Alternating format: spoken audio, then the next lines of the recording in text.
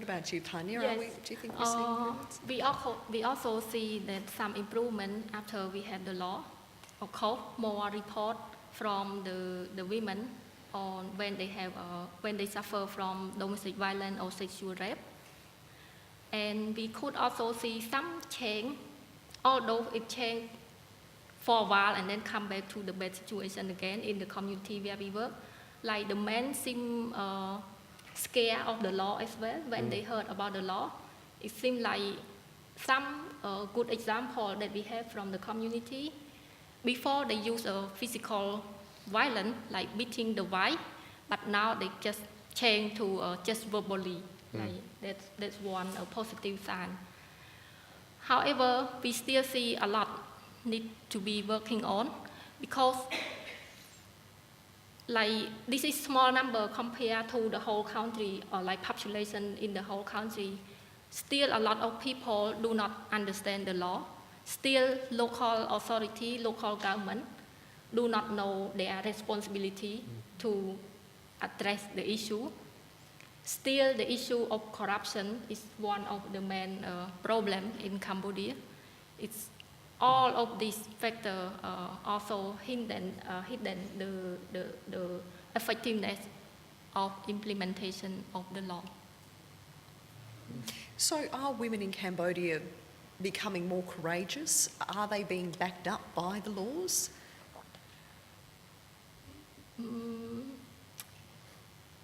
Excuse me. I guess what I'm asking is the changes in the laws becoming stronger and the men are facing tougher penalties for their actions. Is that encouraging women to become braver, to report incidences of violence against them? We have both. We could see, as I said, small positive change, but it's still many challenging. Because of corruption, many abused persons are still free in the society. So it's really make discourage the people, especially the one who suffer from violence, to report to the police, because the man can come back and make more trouble to the victim. So that's one of the main problems. And that's a problem, another universal problem, I would have thought. I know, obviously instances in Australia as well where women would feel fearful that if they reported an incident, took out a domestic violence order, that would just inflame the situation. Does that happen on a common basis, Mike? Oh yeah, and the most dangerous time for a woman in a relationship is when she's trying to leave an abusive relationship.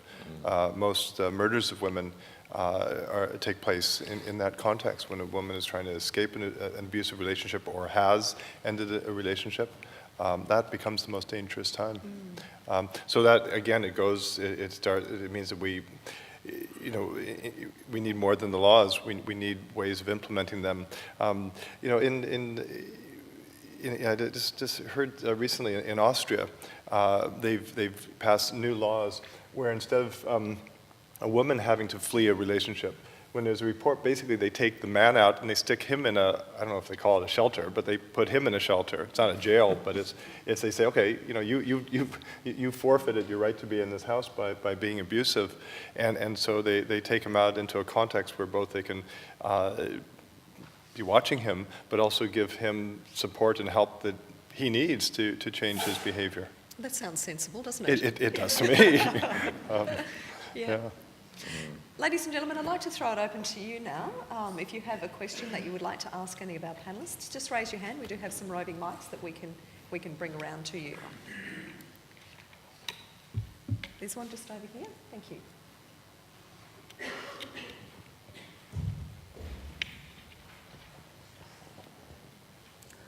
Yes. I just recently spent some time in Cambodia with a group working with the urban poor. And when I was asking this particular woman what she felt the needs were mostly, she said, we need strong men who can come and help the men. So I felt like that last comment that Michael made was very profound, that they need men who can help the men. The women are doing the work, they're raising the children and often doing the work, However, the men have been disenfranchised, many of them. They're poor, they have no jobs, and they're left at home, many of them, with drug and alcohol, huge drug and alcohol issues. And so while they are beating their women, and yes, that is wrong, and harming their children, they actually need some strong men who will help them. She said, we women can't help them because of the culture, but we need strong men who are prepared to come and help our men. So I was just wondering if you had a comment to make to that. Panya? Okay. Yes, we also consider like the civil society now, like the NGO now starting working with men group as well. Like for example, our work, we also focus not just women in the community, we also working with the men, especially those who used to use violence.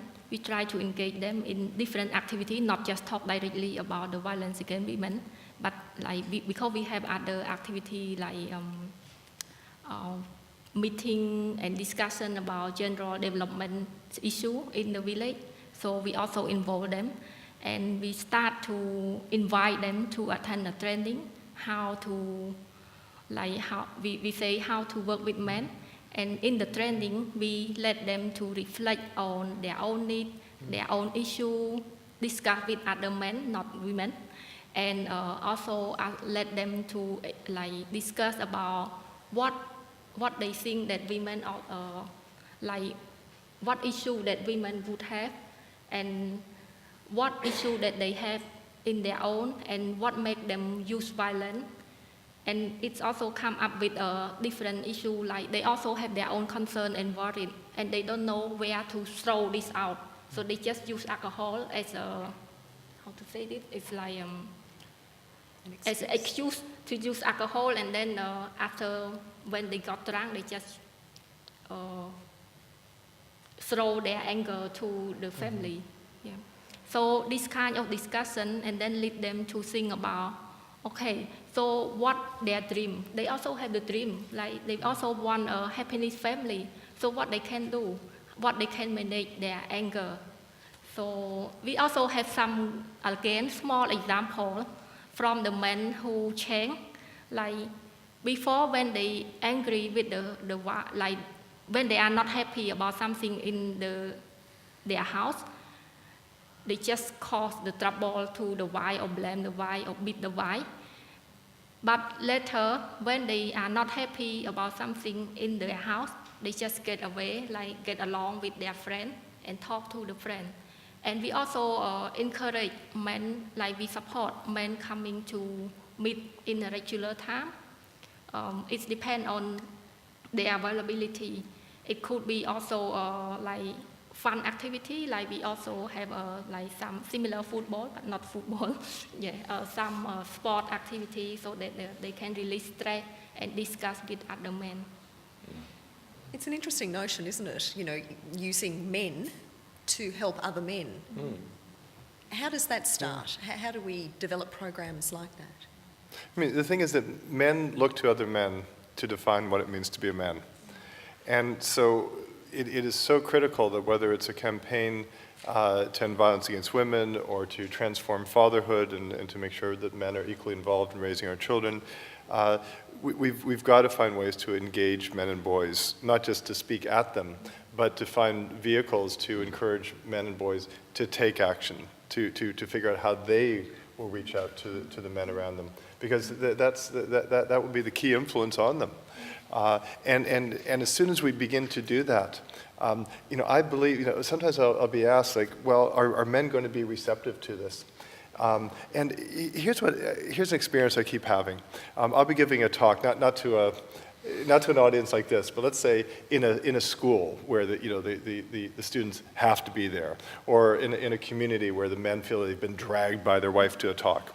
And so we'll be talking, it may be about men's violence, it may be about gender equality, men and masculinity. And so I watch the audience, and there's all guys who come in, and they come and they sit in their chair, they lean their chair back, they cross their arm, and they just scowl at me. And basically, they're assuming at the beginning that I'm going to crap on them for the next hour. Because I'm talking about gender and inequality. And so I watch those guys, and when I talk, I just start telling stories. I start telling stories about how it's impossible for men to live up to the expectations of manhood. How, the assumptions that we don't have feelings, that we're just this, we're that, it's just not true. So I watch those guys, and I watch as I'm telling these stories about, the impossibility of being a real man, and I just watch them, and they start dropping their chair forward, and then their arms go down, and then they start sitting forward, and very carefully so their buddy doesn't see them, they start nodding. Because what's happening, and then at the end, if I really connect with them, at the end they do sort of what I call a drive-by thank you. They're at the very end they leave and they walk out, and as they pass me, they very subtly they go, thanks very much, and they keep walking. What's happening there is for the first time in their life, they're hearing another man say what they felt, and they thought they were the only bloke on the planet who felt those things.